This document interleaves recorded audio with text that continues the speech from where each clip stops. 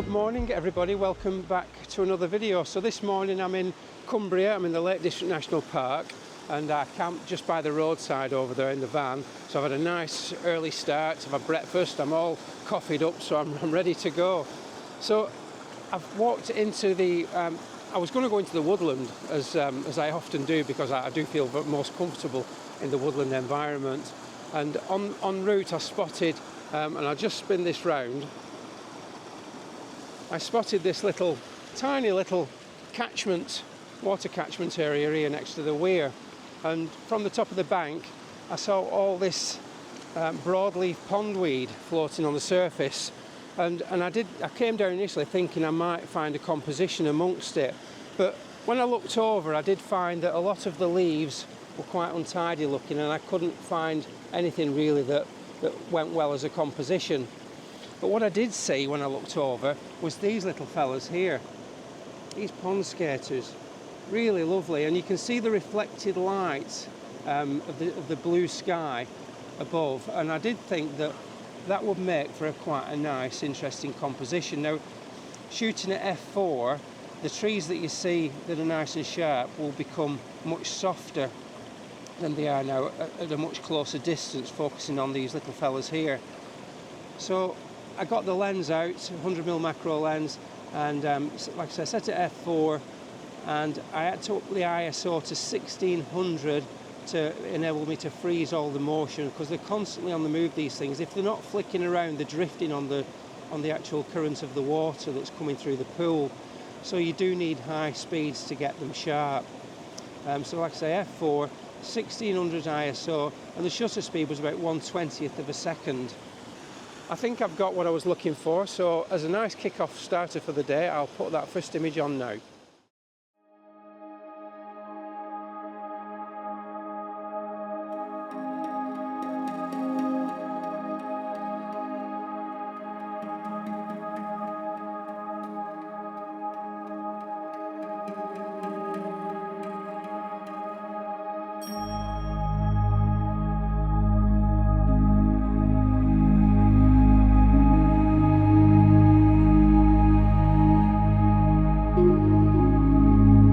So I hope you like that. It was really interesting to do something different for a change, but what I did notice when I was reviewing them on the back of the camera, and some of you may have noticed there just as the image came on, that it was actually a copulating pair, which is really good to get. I've never seen that before.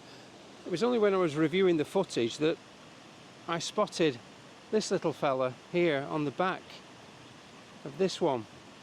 So really interesting. You've got the bigger female on the front and the smaller male at the back. I'm pretty sure that's the way around it is, but dead interesting to see. So pleased I got that. Right, so it's time to move on and see what else I can find. That was a really good start to the morning. So I found a really lovely little scene here.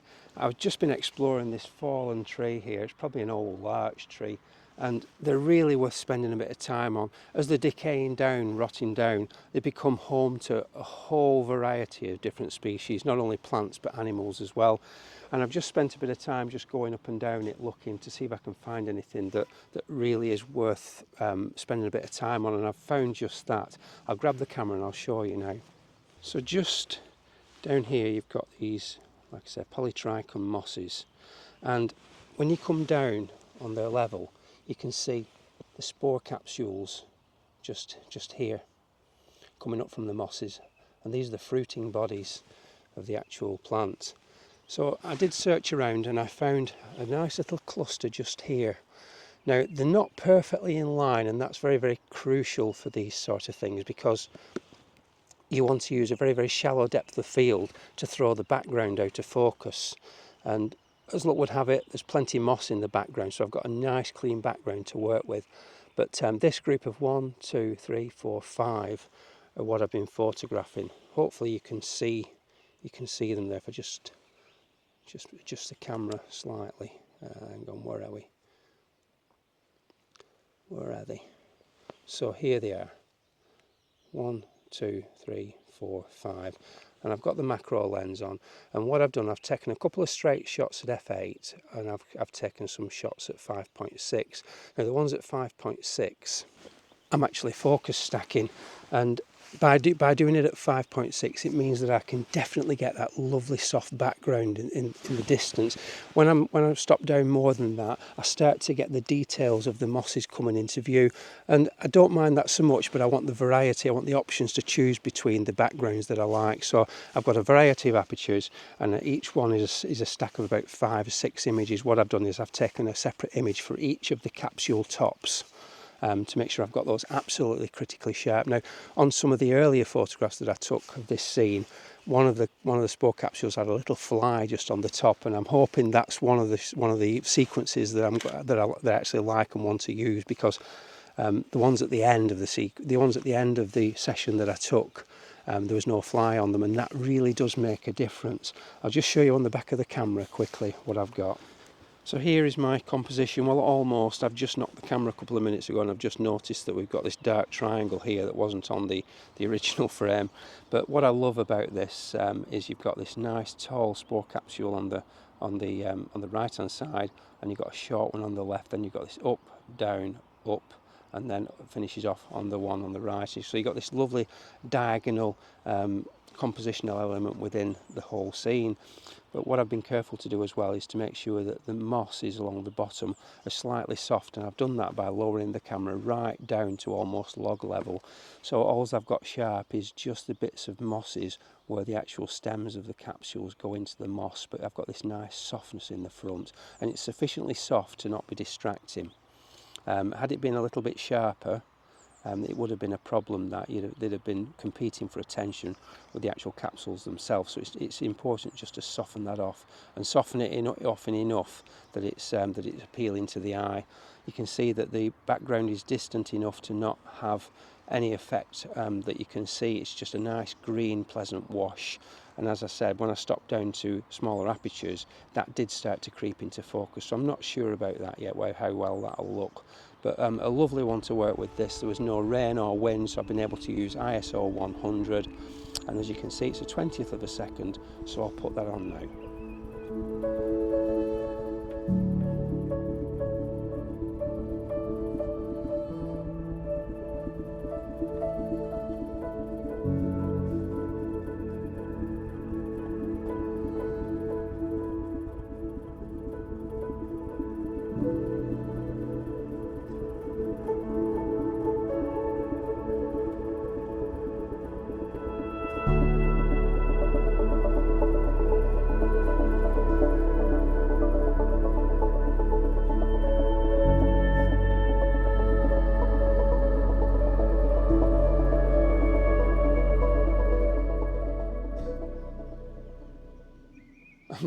I'm laughing because I was just about to start telling you about what I've set up here, and I've just spotted a little tiny field mouse just foraging around in the hole in the brick wall, in the stone wall at the back there.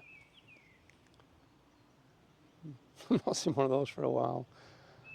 And of course we got the missel thrush singing in the background. Always sounds melancholy, always sounds very sad. Anyway, on with the shot. So one of the things I wanted to do today, I wanted to take a scene. So I've done a couple of close-ups now. I've got the pond skaters, and I've got the spore capsules, and it'd be nice for the variety just to have a scene as well. Now I have to admit, we're not yet in the full swing of spring, and we have got some.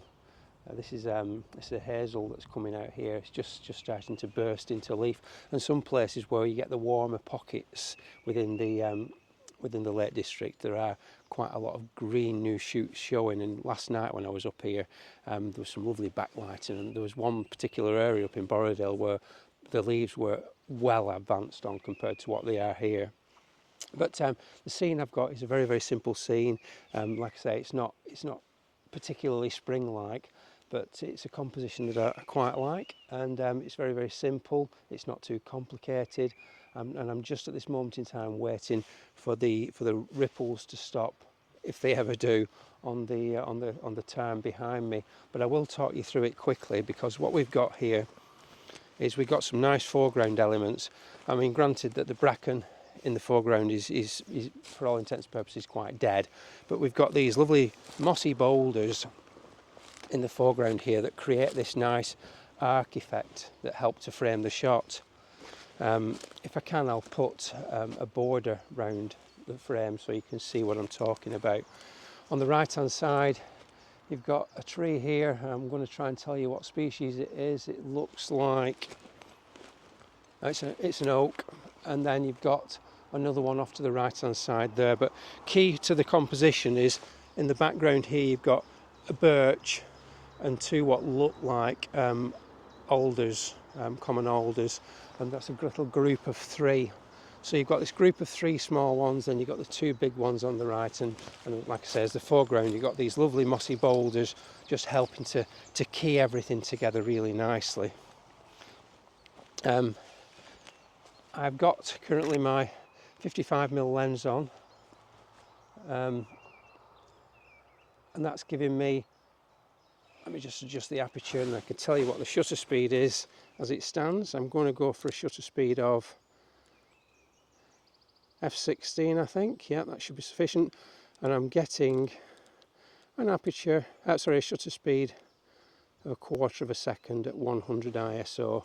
I will pop you on the back of this camera now just so you can see the composition before I put it up on camera, whilst I'm waiting for that ripple to go away, because it is key to the shot, because otherwise I've got a bit of a white line, which I'll show you now. So as you can see, we've got the boulders just running along the bottom third here, creating that nice arc, and then importantly and key is this little section here, which is this mossy stump that we've got here, which just fills in this nice area which would otherwise be quite stark. Now in amongst the leaf litter, which is quite nice, you've got lots of honeysuckle coming up, which is a really lovely addition and adds that nice bit of splash of colour throughout. Now in terms of the trees at the background, so these are the three that I talked about on the left hand side, and you've got then that balanced by these two more dominant character trees on the right hand side. The fact that I've got this nice tree covered hillside at the background makes the background lovely and soft, and it's almost got a purpley hue to it, because I think there's probably a lot of alder up there as well, and the alder buds when they're coming out are quite purpley to look at. I've got to be careful because there is a road at the back there, you can see cars just going along it, but crucially is this white area in the centre point of the town here. That's what I'm trying to get rid of. Whether I'll actually be able to achieve that is to be seen. I haven't got an infinite amount of time to stand here and wait for it to go away, but I'll give it half an hour, and hopefully I'll get exactly what I want. So when I get it, I will put the image on now.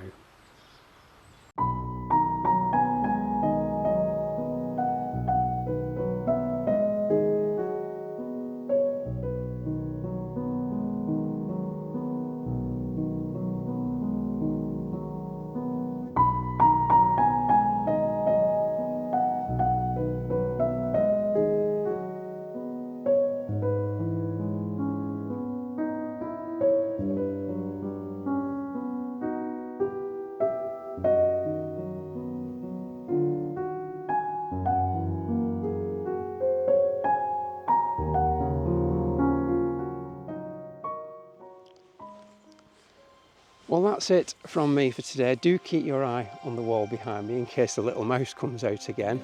I hope you've enjoyed the video. It feels like it's been a bit of a short one for me today, but I've got 3 images that I'm really pleased with.